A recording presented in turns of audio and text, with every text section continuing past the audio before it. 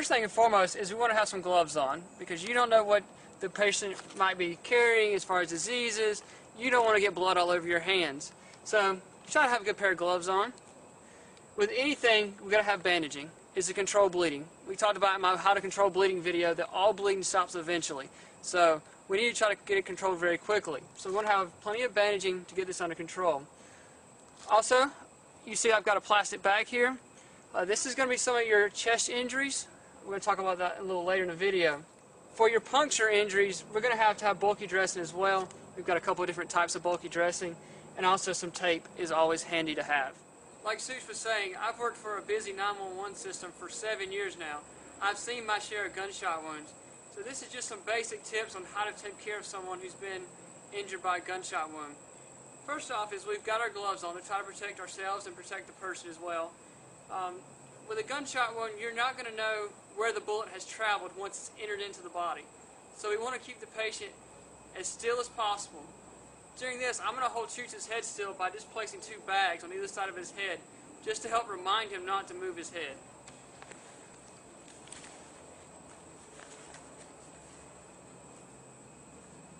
Starting from the head, working our way down, if you've got someone with a gunshot wound to the head, it's going to be very vascular. I mean, it's going to bleed a lot.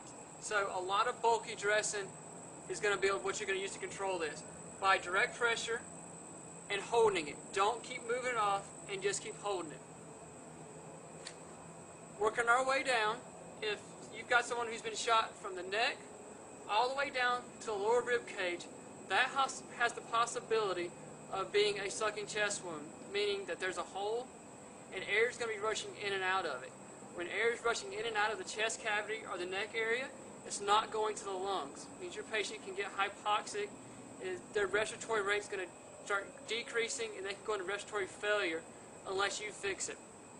One of the simplest and easiest way to fix this is simply by putting a gloved hand over the injury. When he breathes in, it's going to create a suction there and stop air from rushing in.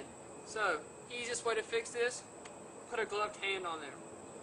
Once we get it fixed, I'm going to show you a cheap, easy way to fix it temporarily if you're out in the wilderness, unable to get to help very quickly. Take a plastic bag. We're going to cut this one.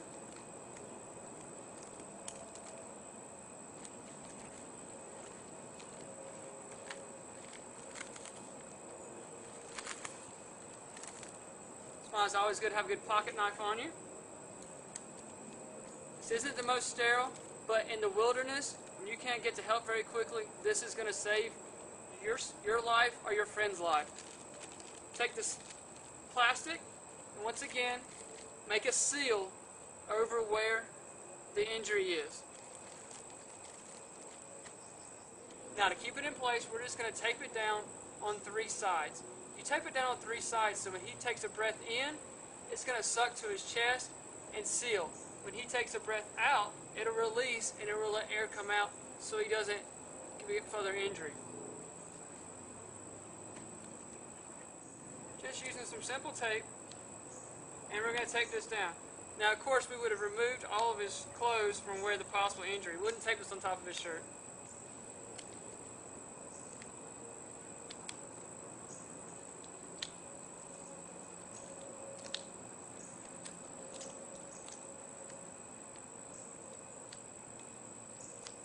There we go. That is how we treat a gunshot wound to the chest. Also, remember that the lungs are on the back side.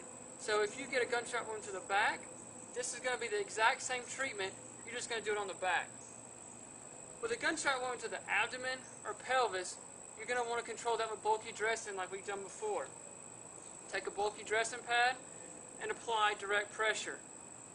Don't keep removing it, just keep adding on top of it. The next part we're going to talk about is, say Such has been shot in the arm. We're going to talk about how to control bleeding to the gunshot wound to the arm. Simply, once again, apply direct pressure. And if that doesn't control the bleeding, then we're going to go with our bulky dressing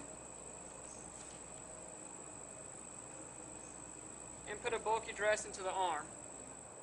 If that doesn't control the bleeding, then we'll have to go to a tourniquet. I'm going to show you quickly how to tie a tourniquet.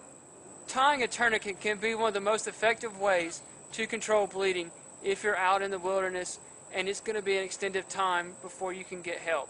So I'm going to go through, show you how to tie this tourniquet. You want to apply the tourniquet just above the site where the bleeding is. Use a wide bandage.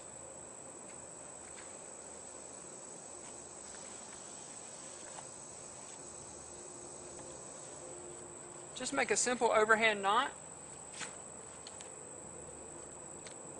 Take a pin or something straight that you can rotate to tighten this up. Once again, another simple over the hand knot.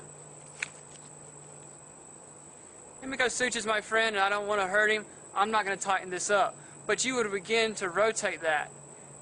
You rotate it until the bleeding stops, and then you just secure the pin tightly so it doesn't unravel.